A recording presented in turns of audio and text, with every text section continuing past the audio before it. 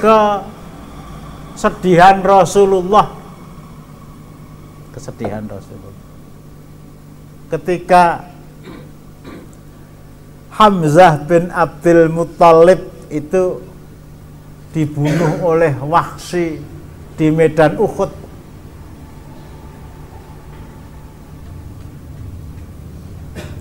Itu tidak bisa beliau menyembunyikan kemanusiaan beliau sebagai seorang manusia. Di antara buktinya, setelah Wahsy itu masuk Islam,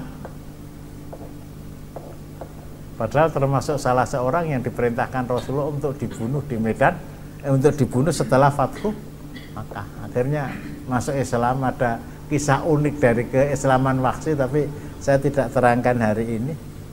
Di antara pesan Rasulullah kepada Wahsy, Wahsy, jangan sering-sering kamu satu majelis dengan saya. Jangan sering-sering kamu tampil yang menyebabkan saya melihat kamu. Anyelku ndak tukul meneh. Ini paman beliau, satu-satunya paman beliau yang Islam.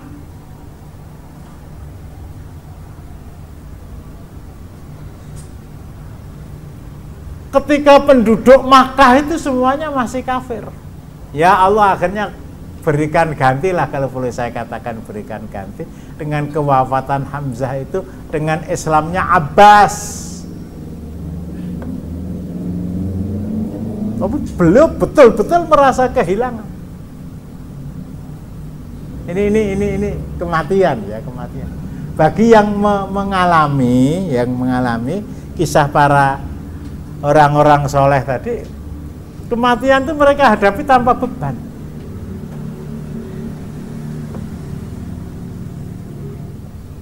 Mereka hadapi tanpa beban. Bahwa ada orang lain yang menyesali, ya tidak menyesali sih, yang berduka cita atas kematian mereka itu, kalau boleh saya tebak ya berangkat dari subjektivitas kita sendiri. Meskipun subjektivitas itu tidak harus diartikan negatif. Aduh, bapakku mati, engko terus sing ngragati sekolahku sopo. Itu masalahnya itu. Suami saya meninggal, padahal anaknya masih kecil-kecil. Usia saya sudah mendekati kepala 5. Mesti orang yang sing gelem nglamar aku lah, mungkin begitu. Ada subjektivitas.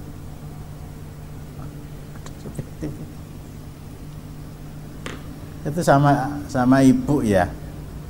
Ya alhamdulillah, masalah kematian itu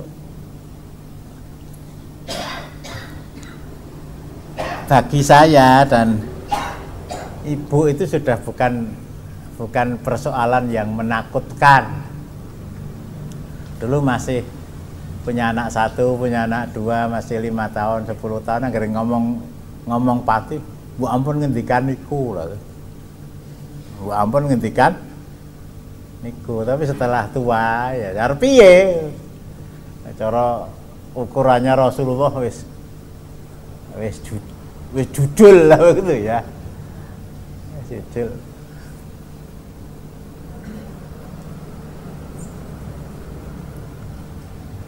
Ya sok omong-omong udah rasa nek di parengke milih, aku pilih mati dhisik tinimbang keri, kata saya begitu. Ya terserah Allah, kata ibu. Enggak, nek dikon milih aku pilih dhisik. Itu janjane ya urip.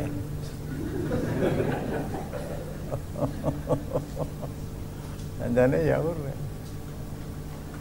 Lah kalau kamu mati dulu,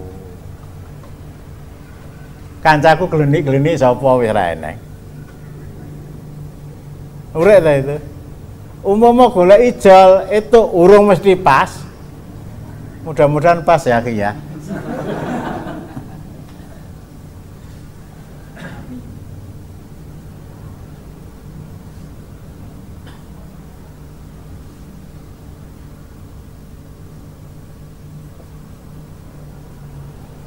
Nah,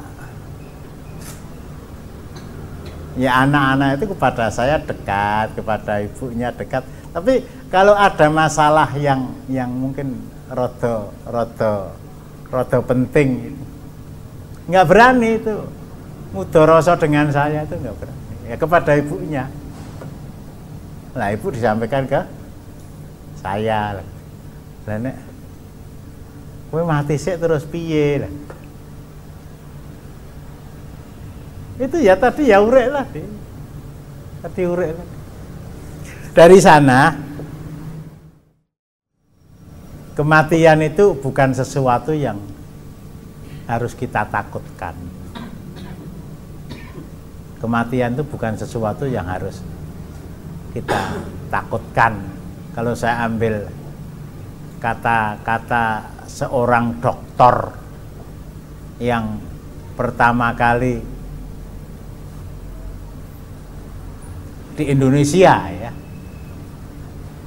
seorang warga negara Indonesia yang pertama kali meraih gelar di bidang ilmu agama, Dr. Abdul Karim Amrullah. Bapaknya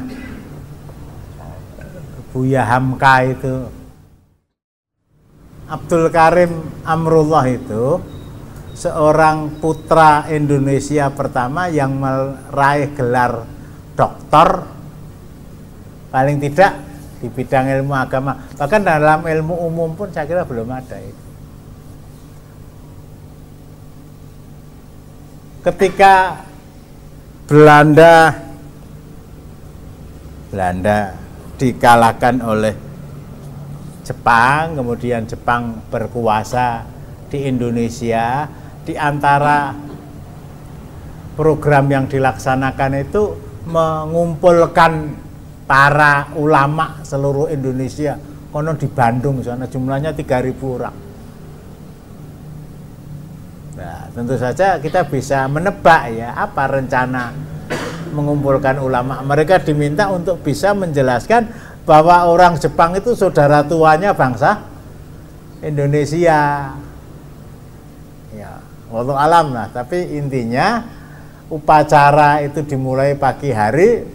Setiap ulama itu diperintah untuk sekere, kata orang. Sekere itu bahasa Jepang, artinya menundukkan kepala seperti orang rukuk dalam rangka menyembah Dewa Matahari Amaterasu Umi kami. Semuanya membungkuk ke arah timur. Jepang kompetennya, masya Allah itu ya, bahwa semua samurai nyawa itu mudah sekali. Lah, Dr. Abdul Karim Amrullah tadi tidak mau tunduk sendiri, tetap berdiri dan ya seandainya menghadap ke timur, tetapi tidak menundukkan kepala. Ya akhirnya dipanggil dan diinterogasi. Kenapa Anda tidak mau melakukan itu? Saya ini orang Islam, Anda orang Sinto, Anda sekere, saya sholat subuh, Anda menghadap ke matahari, saya menghadap ke kiblat. Mau nggak Anda menghadap kiblat sholat bersama saya? Mesti nggak mau, saya pun juga nggak mau. Akhirnya dimengerti dan